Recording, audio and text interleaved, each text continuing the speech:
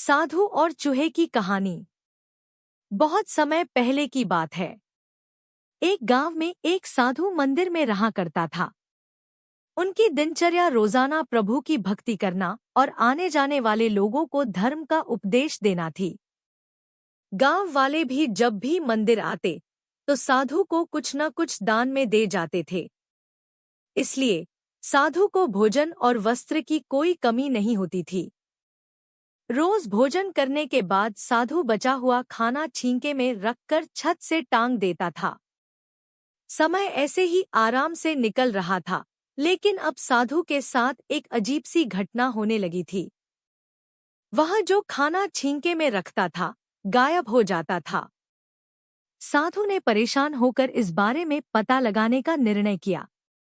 उसने रात को दरवाजे के पीछे से छिपकर देखा कि एक छोटा सा चूहा उसका भोजन निकालकर ले जाता है।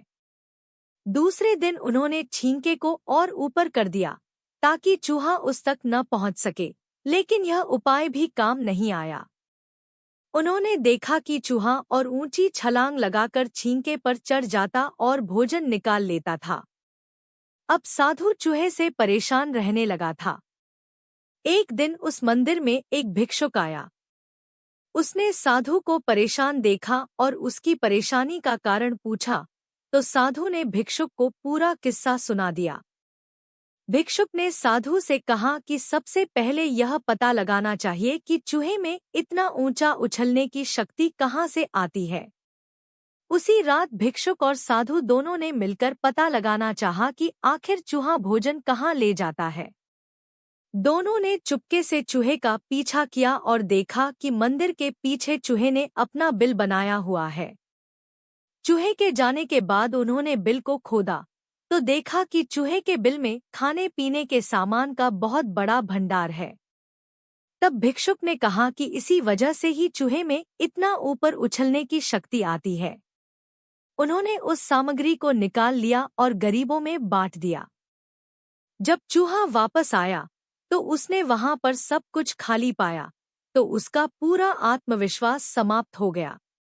उसने सोचा कि वह फिर से खाने पीने का सामान इकट्ठा कर लेगा।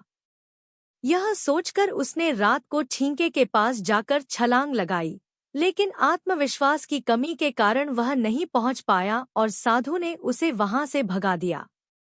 कहानी से सीख। संसाधनों के अभाव में आत्मविश्वास की कमी हो जाती है। इसलिए जो भी संसाधन आपके पास हों, उसका ध्यान रखना चाहिए।